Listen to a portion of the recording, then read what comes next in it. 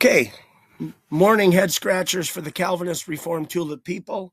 I was in the middle of just asking if the Reformed Tulip people have considered these things related to God's sovereignty. And we've got totally free creatures that are free to choose, that are actually responsible, which matches up with how the Bible is written. Like, if you confess, God has promised to cleanse you of all unrighteousness. 1 John 1:9. If you read 1 John 1 and 2, you'll see 4, 5, 6, 7 if-then clauses. The word if to me says you make choices. And why would God write the Bible like that? So that's where we left off. Anyway,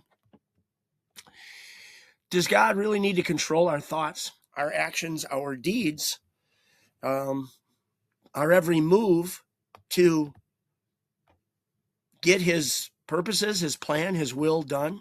Of course, my answer is no, but I'm asking if Calvinist Reformed Tulip people have even considered this.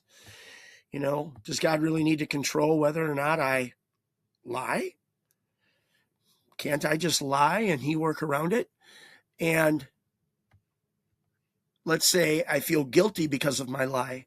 If everything's predetermined, I don't really learn because I lied and I feel guilty about it.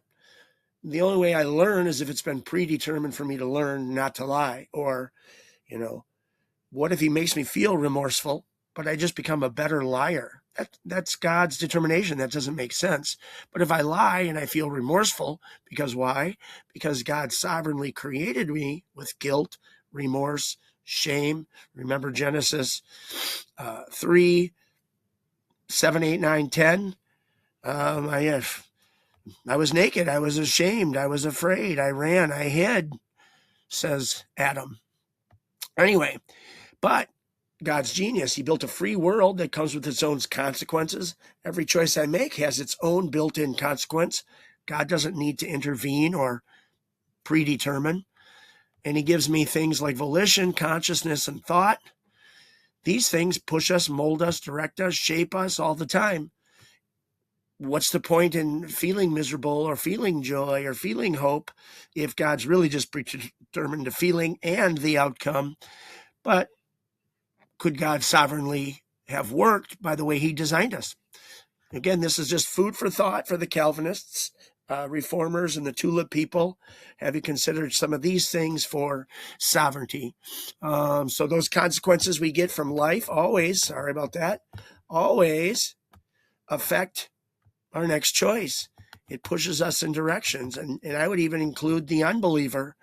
I know that'll raise eyebrows for the Calvinist camp, but Reformed Tulip camp, because, right, we've been chosen before time and we're unable. But I say no. When I almost started my neighbor's garage on fire at the age of 8 because I stole the fireworks and I thought it was going to be a cool prank to light a firework outside the garage while he was working in it.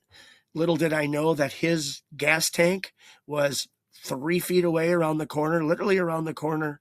And it was one of these jumping fireworks. Well, I learned quite a lesson from that. I learned not to steal from the fireworks. Be careful what I do. Pranks are dumb. Respect your elders. I learned not to steal the fireworks. I learned about fire and fire safety. I learned how to paint because I had to repaint the guy's garage.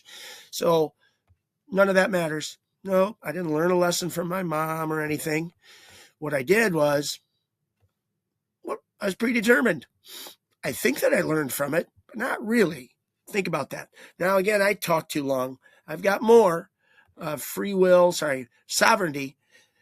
This is part 2. Have you considered this about God's sovereignty? Could this be a possible way that God gets it done? To the reformers, the Calvinists, the Tulip people,